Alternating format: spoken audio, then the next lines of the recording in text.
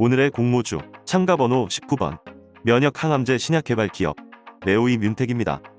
청약 일정은 3월 4일에서 3월 5일이고 환불일은 3월 9일인데 청약 마감일로부터 4일이 지나야 환불을 받을 수 있다는 점 체크하시기 바랍니다. 상장일은 3월 16일로 예정되어 있습니다. 확정 공모가는 7,500원, 공모가 기준 시총은 7,385억 수준으로 중형급 중에서도 규모가 큰 편인 공모주입니다. 공모 규모는 1,125억, 부주 매출은 없습니다. 대표주 간사는 하나금융투자이고 공동주 간사는 미래에셋대우이며 두 곳에 모두 동시청약 가능하다는 점도 체크하시면 좋을 것 같습니다.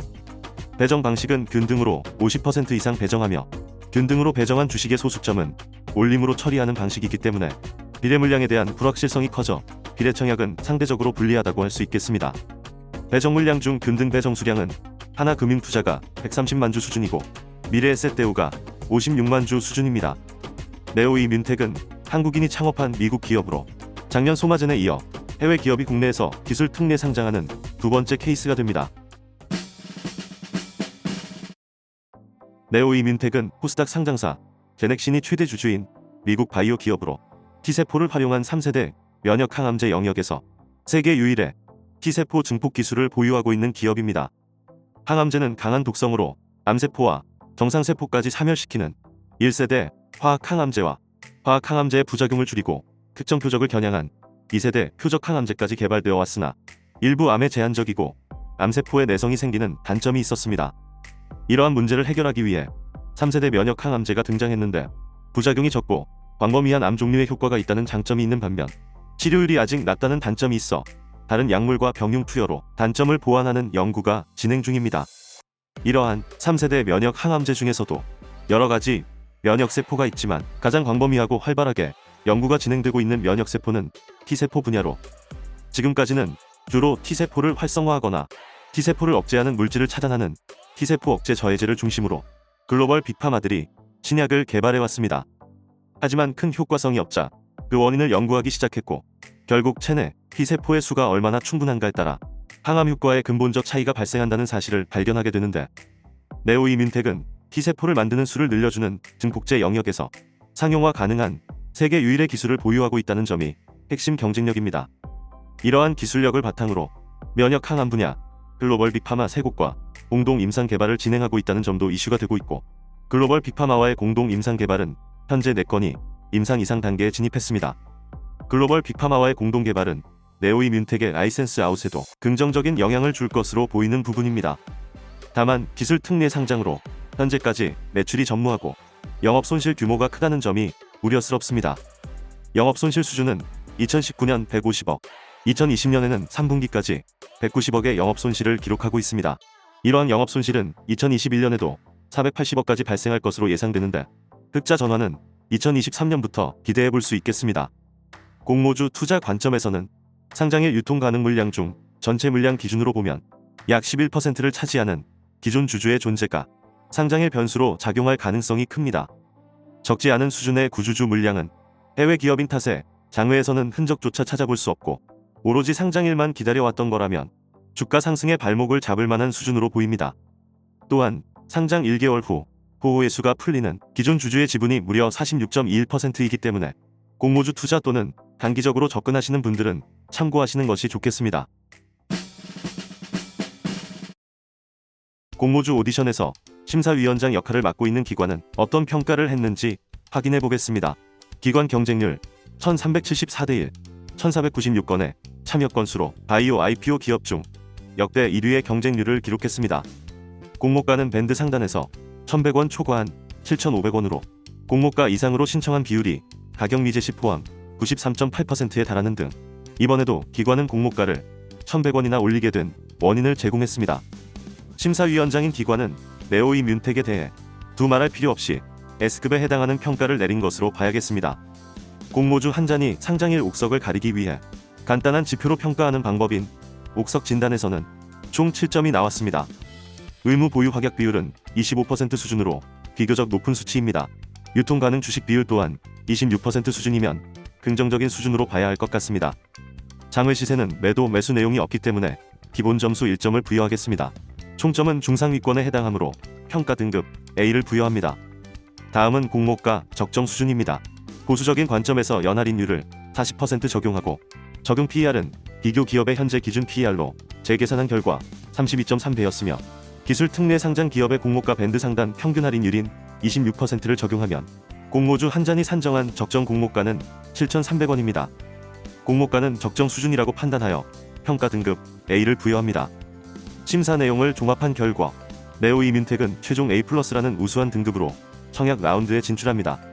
구독자 여러분께서도 공모주 오디션에 심사위원으로 참여하고 계신데요. S와 A등급의 비율을 33%로 평가해 주셨는데 이 수준은 1월 공모주였던 선진 뷰티 사이언스, 핑거, 아이퀘스트와 비슷합니다. 구독자 심사위원들의 기대치는 이 정도 종목 수준이다 라고 보시면 될 것 같습니다. 닉네임 경성배님은 밴드 상단 초과는 금년도 신규 상장 주식 유행인가 보네요. 기관들이 공모가 수요 예측을 잘하고 있는 건지 의문이 듭니다. 당장 상장일에 기관은 다 팔고 나가고 수요 예측을 믿고 산 개인들에게 떠넘긴다고 하시며 기관을 저격하는 멋진 심사평을 해주셨습니다. 닉네임 행복한 부자 S님은 예전에 바이오면 묻지마 풀청약이었겠지만 요즘엔 조금 열기가 식은 분위기입니다. 제넥신 관련사라는 점이 부각되지만 제넥신의 주가도 열기가 식은 상황이라는 점에서 공모가 초과는 아쉬운 부분입니다. 상황을 봐야겠지만 균등 청약만 하는 쪽에 더 마음이 기우신다고 하셨습니다. 대부분 공모가를 올린 부분과 바이오 열기가 예전 같지 않다는 점에 대해 날카로운 지적을 해주시고 계신 것 같습니다. 오늘도 심사평을 해주신 모든 분들께 감사의 말씀을 드립니다. 이번에는 네오이뮨텍이 걱정하고 계신 심사위원 분들을 위해 마지막으로 어필할 수 있는 개인기를 보여주겠다고 하는데요. 최근 상장한 유사 기업의 주가를 흉내내는 개인기라고 합니다. 네오이뮨텍이 흉내내려는 종목은 바로 이제는 전설이 된 종목 박셀바이오입니다. 작년 신규 상장주 상승률 1위에 빛나는 박셀바이오를 흉내내는 게 가능하냐라고 생각하실 수도 있지만 박셀바이오는 NK세포를 활용한 면역 항암제에서 국내 탑클래스이고 네오이뮨텍 역시 T세포를 활용한 면역 항암제에서 세계 유일한 T세포 증폭제를 보유하고 있는 만큼 포지션은 차이가 있지만 국내 코스닥 시장에서 놓고 보면 면역 항암제 분야에서 양대 산맥으로 견주어 볼만 하겠습니다. 두 기업 모두 임상 단계로 보면 임상 이상 단계의 파이프라인을 보유하고 있고 2024년 추정 단기순이익을 기준으로 공모가를 산정한 점은 동일하며 박셀바이오는 2024년 단기순이익을 500억으로 추정했고 네오이뮨텍은 2024년 단기순이익을 1200억으로 추정했습니다.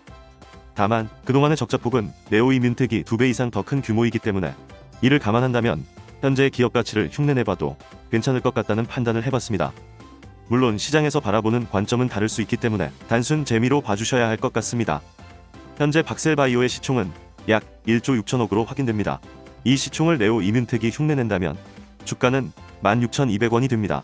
이 가격은 시초가가 공모가의 더블로 시작한 후 약 10% 상승한 수준이 되겠습니다. 마지막으로 공모주 한 잔의 청약 계획을 공유드리면서 마치겠습니다. 네오이뮨텍에 균등으로만 배정받으려면 얼마나 청약해야 할까요?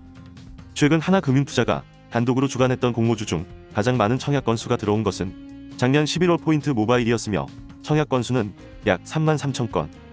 하지만 최근 SK바이오사이언스로 인해 청약을 위한 계좌 개설 수가 급증했다는 점을 가정하면 청약 건수는 이보다 2배에서 3배 수준까지 늘어난 7만 건에서 9만 건 사이가 되지 않을까 예상해봅니다. 미래에셋대우는 가장 최근 균호에서 이미 약 10만 5천 건의 청약 건수가 있었기 때문에 이번에도 기록을 갱신하여 11만 건에서 12만 건 수준의 청약 건수를 예상해봅니다. 이렇게 보면 하나금융투자는 15주에서 19주까지 배정받을 수 있는 것으로 예상할 수 있고 미래에셋대우는 5주에서 6주까지 배정받을 수 있는 것으로 예상해볼 수 있겠습니다.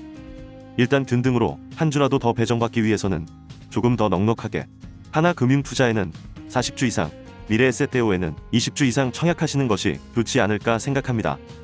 이렇게 청약하는 이유는 예를 들어 균등으로 16주를 배정받았다면 30주를 청약했을 때 추가 납입해야 하는 경우가 발생하기 때문에 이 차액을 증권사가 추가 납입하라고 안내할 수도 있겠지만 여유있게 청약하면 굳이 추가 납입을 하지 않아도 되는 상황이라 조금 더 유리하지 않을까 생각합니다. 그렇다면 비례 청약은 어떻게 할까요? 제가 예상한 대로 청약 건수가 들어온다면 하나금융투자는 균등 배정 비율이 50%에서 55%, 미래에셋대우의 균등 배정 비율은 50%에서 60% 범위로 예상됩니다. 따라서 비례 배정은 비슷한 수준의 경쟁률이라는 가정하에 하나금융투자가 다소 유리한 것으로 판단해 볼 수 있겠습니다. 이것은 저의 의견일 뿐 투자의 판단과 책임은 투자자 본인에게 있다는 것 잊으시면 안 됩니다. 이상 공모주 한 잔이었습니다. 감사합니다.